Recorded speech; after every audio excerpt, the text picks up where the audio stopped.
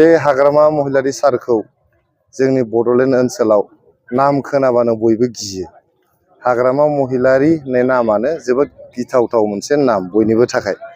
बिथांनि जे जारिमिन, थांनाय बिसिबांबा बोसोरनि जे जारिमिन, 17 बोसोर बिटिसि खुंथायाव थानायनि जारिमिन आरो बिनि सिगांनि जारिमिन, बेखौ नायोबा हाग्रामा महिलारी सारखौ सोरबा होसोनो साहस दं होननानै आं साना। जोंनि बड'लेण्ड ओनसोलाव बिथांखौ सोरबा होसोनो हानाय रावबो मानसि गैया। नामखौ खोनाबानो बयबो गिखायो। गतिके बियो मोनसे नाटक, हयथ' बियो बिपिएफजों बिपिएफनो गावसोर होसोलायनायनि मोनसे नाटक खालामदों आरो बावहाय जोंनि इउपिपिएलनि हान्जानि नामखौ लादों। जोंनि इउपिपिएल हान्जाया मोनसे सान्थिखौ मोजां मोनग्रा, जोबोद डिसिप्लिनजों आब्रुथिजों सोलिग्रा आरो जोङो जेब्लायबो माने सुबुं दाराखौ बिसास खालामग्रा मोनसे हान्जा।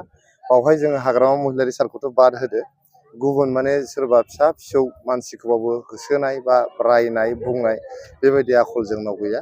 बियो मोनसे नंखाय अजद। आङो बिथांमोनखौ खावलायदों, बेबायदि नंखाय अजदजों जेबो मुलाम्फा जाया, बेखौ बिथांमोना बन्द' खालामनांगौ।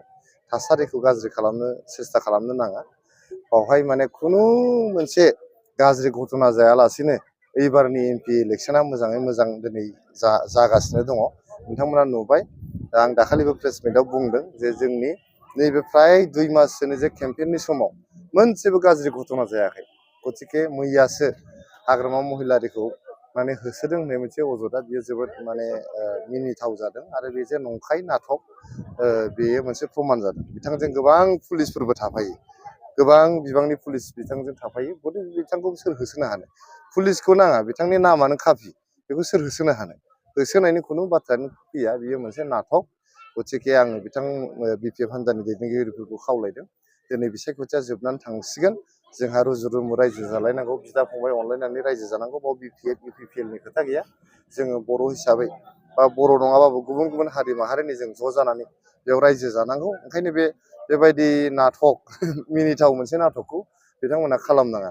इनफेक्ट आङो इउपिपिएल हान्जानि जेनेरेल सेक्रेटारि जानानै जोंनि हान्जानि केन्डिडेट जयन्त